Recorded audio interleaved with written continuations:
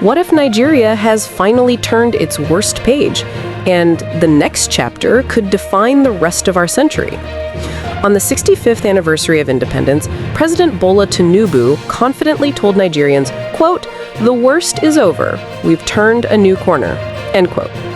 This bold statement isn't just political rhetoric. In many ways, it underscores a critical juncture in Nigeria's journey. But is it true? And what lies ahead? 1. Context. Why this moment matters. Commemorating 65 years. Nigeria at 65 is a symbolic milestone. At such a point, leaders often reflect, reframe, and rebrand. Tinubu's declaration came in this context, not just celebrating the past, but staking a claim about the future. Economic reforms and turbulence. Since taking office, Tinubu's administration has pushed bold reforms: fuel subsidy removal, currency unification, tighter fiscal discipline, and structural shifts in revenue collection.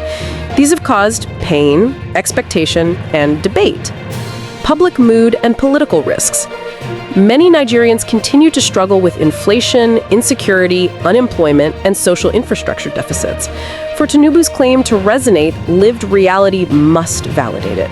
Otherwise, critics will see it as tone deaf. 2. What "the worst is over" signals. Tinubu's assertion is more than optimism. It's a narrative pivot, signaling A, confidence and ownership. By asserting a turning point, the president frames his policies as having already achieved durability, giving them legitimacy and forcing critics to react to his terms. B, a reassuring message.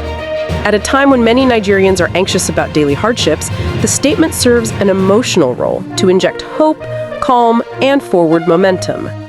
C, a challenge to skeptics. It dares opposition voices, media critics, and civil society to prove otherwise, not merely criticize, but show what alternative path they propose. D, a benchmark. Implicitly, it sets a standard. In coming weeks and months, the administration must show better outcomes: growth, stability, lower inflation, jobs, security. 3, the case for Tinubu's claim. What developments lend credence to his message?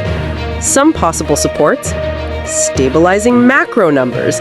If inflation, exchange rates, fiscal balances, or reserves begin trending steadily upward, the claim gains weight. Revenue improvements. Enhanced tax, customs, and non-oil revenue performance can indicate structural resilience. Visible public projects. Roads, power, health, education. If citizens begin seeing more reliable services, the narrative shifts. Investor and market signals. Renewed confidence, capital inflows, better credit ratings are external validations. Infrastructural turnaround. In energy, transport, communications, progress here can power broader confidence. 4, the counter-arguments and risks. Tinubu's claim is audacious, and skeptics have sharp critiques. 1, reality on the ground doesn't match the proclamation. Many Nigerians still grapple with daily struggles: high food prices, erratic electricity, insecurity, and insufficient health services. If the lived experience continues to worsen, the narrative breaks. 2, reforms are still untested. Some policies are still in rollout or stabilization phases. Their full effects, positive or negative, may not yet be felt. Prematurely declaring victory is a gamble. 3, external shocks remain threats. Nigeria is vulnerable to global oil prices, currency instability, climate events, capital outflows, all of which can reverse trajectory quickly. 4, political backlash and legitimacy. Opposition parties, civil society, social media, all are primed to challenge, accuse exaggeration, or demand proof. If the narrative feels imposed, it can alienate. 5, inequality and exclusion. Even if macro indicators improve, if gains don't translate to broad-based inclusion, especially in rural areas, marginalized regions, the youth, many will still feel left behind. 5, what to watch next? The proof is in the journey. To test Tinubu's claim, keep tabs on indicator, why it matters, what to look for. Inflation and currency, direct impact on cost of living, sustained drop in CPI, stable Natara. Growth in GDP data, economic momentum. Positive quarterly GDP, especially non-oil. Job creation. Real gains in livelihoods. Trends in youth employment, informal sector. Infrastructure delivery. Tangible evidence, progress in power, roads, health, education. Investor and market signals. Confidence barometer. Foreign direct investment, sovereign ratings. Public perception. Narrative alignment with reality, surveys, media tone, protests, or calm. 6. What this means for Nigerians in governance. Shifting expectations. Citizens may now expect more immediate results, not just promises.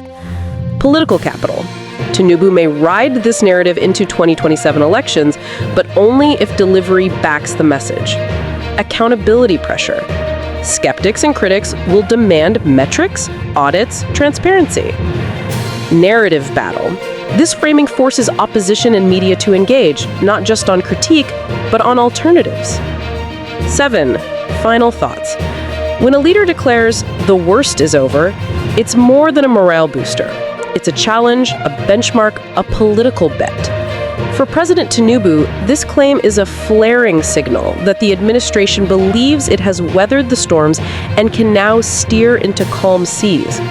But Nigeria's history is littered with optimistic declarations that met harsh reality. The onus is now on governance, policy execution, and accountability. In the months ahead, Nigeria will test whether this moment is a turning point or just another chapter in a long cycle. Thanks for watching. If you enjoyed this update and want to stay informed with fast, reliable news, don't forget to subscribe to Newsflash 360.